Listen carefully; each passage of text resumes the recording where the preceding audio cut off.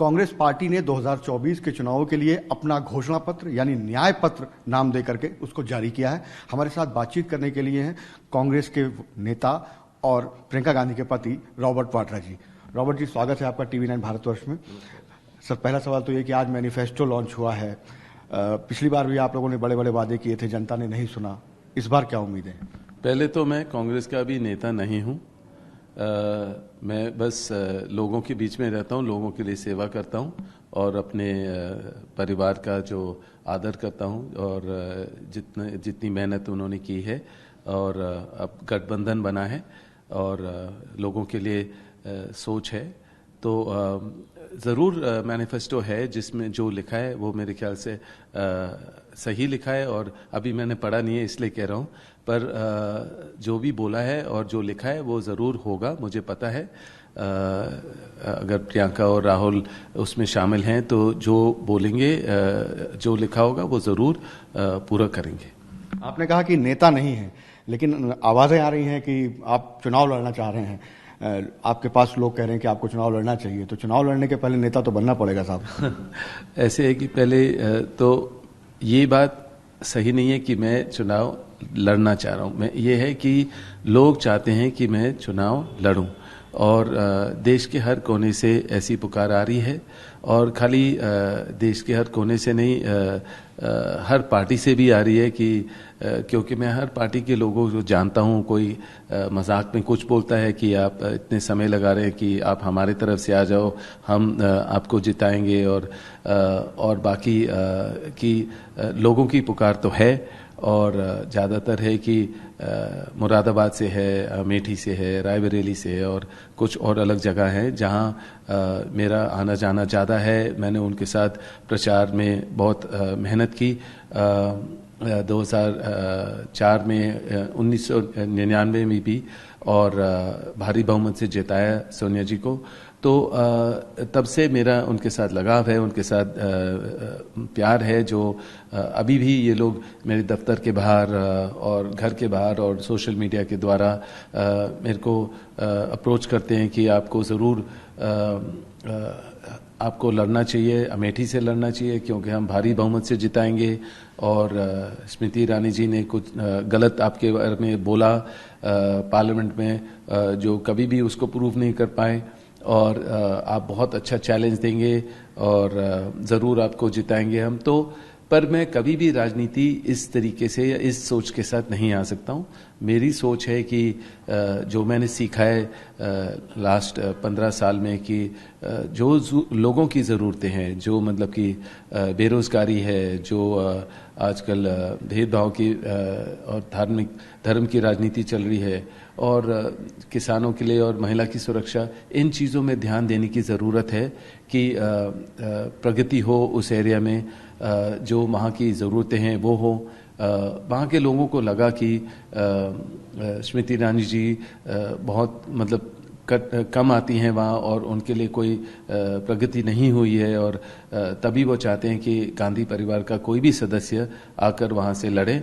और पिछली बार राहुल गांधी हार गए थे उसी अमेठी से, तो राहुल गांधी क्या इस बार नहीं लड़ेंगे? आज जो आप लड़ना, आपके लिए लोग कह रहे हैं। देखिए, राहुल हो या प्रियंका हो या सोनिया जी हो या कांग्रेस पार्टी हो, मैं अभी उनके लिए कुछ भी नहीं बोल सकता हूं क्योंकि उसके लिए उनके साथ ही आपको बात करनी पड़ेगी। मैं अपने लिए बोल रहा हूं। और राहुल, हाँ, ज़रूर लोगों को लगा है कि, और जो मेरे अनुभव है कि उनसे गलती हुई कि गांधी परिवार के एक सदस्य को वहाँ से हारे हैं वो, और स्मृति जी को जिताया उन्होंने, पर वो उसके लिए क्षमा मांगते हैं और वो मतलब चाहते हैं कि कोई भी सदस्य वहाँ से लड़े तो वो ज़रूर जीतेंगे। और मुझे लग रहा है वो तो आंदोलन पर आ गए हैं कि बस हम तो भूख हड़ताल करेंगे कि कोई ना कोई सदस्य आए और वहाँ से अमेठी से लड़े। तो काफ़ी प्रेशर है। आप तैयार हैं? मैं तो तभी तैयार हूँ अगर लोगों को लगेगा कि मैं उनके लिए कुछ बदलाव ला सकता हूँ, उनके लिए कुछ फ़ायदा हो सकता है। अगर कांग्रेस पार्टी खुश है कि मैं करूं और अगर मेरे परिवार का आशीर्वाद है तब मैं तैयार हूं। पर लोगों को लगा है कि मैंने देखते हैं वो कि मैं लोगों के विकलांग बच्चे हैं या बुजुर्ग हैं या जैसे भी है, मैं अपने चैरिटी के द्वारा बहुत लोगों की सेवा करता हूं या अपने धार्मिक दौरे पर जाता हूं जिसमें मैं समझता हूं कि देश में जो टूट हो रही है या अलग हो रहे हैं धर्म की राजनीति से, तो उससे हटना चाहिए। और कई चीज़ें मुझे सीखने को मिली हैं जिसको मैं चाहता हूं कि अगर जब भी मैं राजनीति में आऊं तो उस पर ध्यान दिया जाए और उसको मेहनत से अपनी जो एरिया होगा कि उसमें वहाँ बेरोजगारी को हटाया जाए और मतलब लोगों को काम मिले और महिला की सुरक्षा और किसानों की बात मांगे जो हैं उसको पूरे हों। और बाकी कई ऐसी चीज़ें हैं जो मुझे हर रोज़ अपने अनुभव होता है, अपना एक्सपीरियंस होता है जिससे मैं सीखता हूँ। और क्या आपने इस बारे में गांधी परिवार में इस बारे में बात हुई है? क्या आपने चर्चा की है कि आप अमेठी से लोग कह रहे हैं कि आपको लड़ना चाहिए और आप लड़ने को तैयार हैं? देखिए क्या है कि हमें कोई मौका नहीं मिलता है क्योंकि इतने पोस्टर ऑलरेडी लग चुके हैं, इतनी बातें हमेशा चलती हैं, तो वो तो बात उनके भी समझ में है, मेरे भी समझ में है। और अगर ज़रूरत पड़ी तो मैं उतरने के लिए तैयार हूं, पर वो उनके आशीर्वाद के साथ, उनकी समझ के साथ, उनकी सोच के साथ और कांग्रेस पार्टी की सोच के साथ तभी मैं उतरूंगा। पर पुकार हर जगह से है, उनको लगता है कि मैं तैयार हूं या मैं फर्क ला सकता हूं, मैं बदलाव कर सकता हूं उनके साथ, उनके शहर में, उनके जो भी कंस्टिट्यूंसी होगी उसमें बदलाव जरूर आएगा। तो लोग देखते हैं कि जरूर आपको सक्रिय राजनीति में आना चाहिए। प्रियंका गांधी को लेकर भी कहा जा रहा है, सोनिया गांधी ने खत लिखा था जब रायबरेली के लोगों को, तो उसमें लिखा था कि परिवार का ही कोई रहेगा। जब मेरे आप लोग मेरा परिवार है, रायबरेली के लोग, आप लोगों ने मेरा साथ दिया था उस वक्त में, तो परिवार साथ रहेगा। तो प्रियंका गांधी क्या रायबरेली से लड़ना चाहिए उनको? क्या लड़ रही हैं? जैसे मैंने बोला पहले भी और फिर से दोहराऊंगा कि प्रियंका की बात हो या राहुल या सोनिया जी की बात हो, ये आपको उनसे मिलकर बात करनी पड़ेगी। पर मैं देखता हूं कि प्रियंका कितनी मेहनत करती हैं और निडर हैं और आगे भी प्रचार करेंगी, लोगों के बीच में रहेंगी। चाहे बच्चे और मैं थोड़े घबराते हैं उनकी सुरक्षा के लिए क्योंकि बीजेपी ने वो सिक्योरिटी हटा दी, और पर फिर भी वो निडर हैं, वो लोगों के बीच में रहती हैं, उनकी बातों को बुलंद करती हैं, उनकी जो समस्या है उसका समाधान ढूंढते हैं। और मैं ज़रूर देखना चाह रहा था कि वो एक सांसद बने और संसद में भाग लें, पर वो पार्टी की जो सोच है उसके मुताबिक चलेंगे, जो परिवार की सोच है उसके मुताबिक चलेंगे और खुद की अपनी जो सोच है उसके मुताबिक चलेंगे। तो मैं उनके लिए तो ज़्यादा नहीं बोल सकता हूँ, पर मेरी सोच थी अगर वो होते तो अच्छा रहता। सर, आपने कहा सुरक्षा घटा दी गई प्रियंका गांधी की, और अगर आपकी बात करें, बीजेपी सरकार की बात करें, तो आप पर तमाम तोहमतें लगी। बार बार आपको ईडी में बुलाया गया, 10 साल ये सरकार रही है और आप चुनाव लड़ने की बात कर रहे हैं। जैसे मैं फिर से दोहराऊंगा कि जब ये कठिन समय आता है तो उन्होंने देखा कि मैं और मजबूती बढ़ी मेरे में, मेरे सोच में, मेरे काम में, मेरी मेहनत में, और तो उनको ज़रूर लगा कि आपको चुनाव लड़ना चाहिए। मुझे नहीं लगा, क्योंकि मुझे लग रहा है कि अगर कभी भी मैं चुनाव में लड़ूंगा तब मैं लड़ूंगा जब मुझे लगेगा कि मैं फ़र्क ला सकता हूं, मैं कुछ कर सकता हूं। पर उनको ज़रूर अच्छापन दिखता है लोगों को कि आप आएंगे तो फ़र्क आएगा। और अब यही बात है कि कांग्रेस पार्टी अपना डिसीजन लेंगे या परिवार जब सोचेगी तब मैं अपने पर मेरी तो मेहनत जारी रहेगी, मैं मेहनत पूरी करूंगा, करता रहूंगा। जब भी, चाहे कोविड समय होता है या कभी भी ज़रूरत पड़ती है किसी लोगों की, मेरे दफ्तर के बाहर आते हैं, घर के बाहर आते हैं, और जो भी मेरे से हो पाता है मैं करता हूं।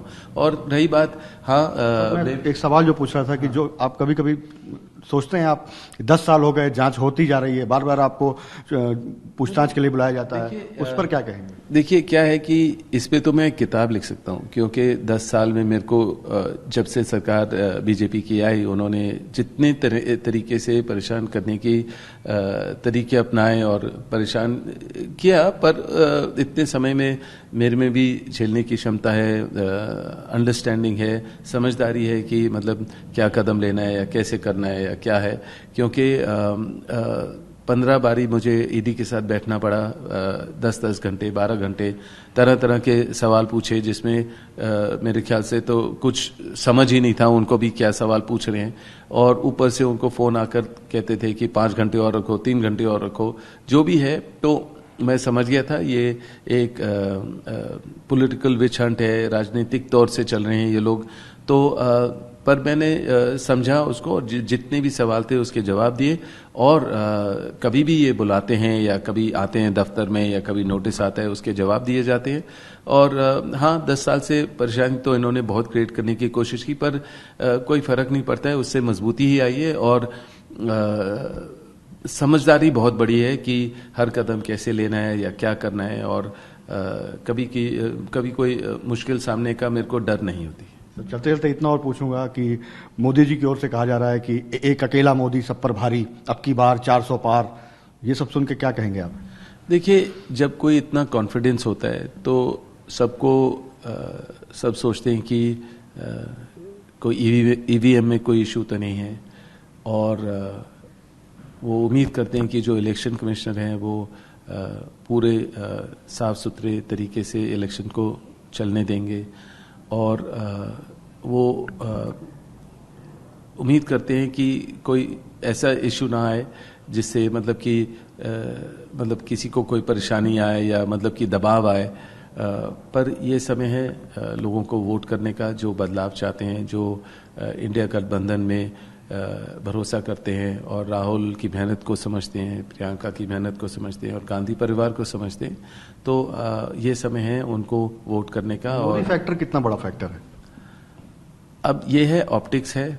उन्होंने मीडिया के द्वारा और अलग तरीके से जो हम इलेक्ट्रिकल बॉन्ड सुनते हैं या अलग अलग चीज़ें हैं, और उनके प्रचार करने के तरीके अलग हैं। एजेंसियों का दुरुपयोग करते हैं, सबके ऊपर जो उम्मीदवार हैं उनके ऊपर केसेस शुरू हो जाती हैं। या आप देखेंगे कि कांग्रेस के अकाउंट्स को सबको फ्रीज कर दिया। तो इस तरीके से प्रचार करना मुश्किल होता है और वो मुश्किलें खड़ी कर रहे हैं। पर मुझे पता है हम हर मुश्किल का सामना के लिए तैयार हैं। और कांग्रेस पार्टी पूरी मेहनत से, लगन से मेहनत करेंगी, प्रचार करेंगे, लोगों की बात बुलंद करेंगे। बहुत बहुत शुक्रिया TV9 से बात करने के लिए। तो ये थे रॉबर्ट वाड्रा। दिल्ली से कुमार विक्रांत सिंह, TV9।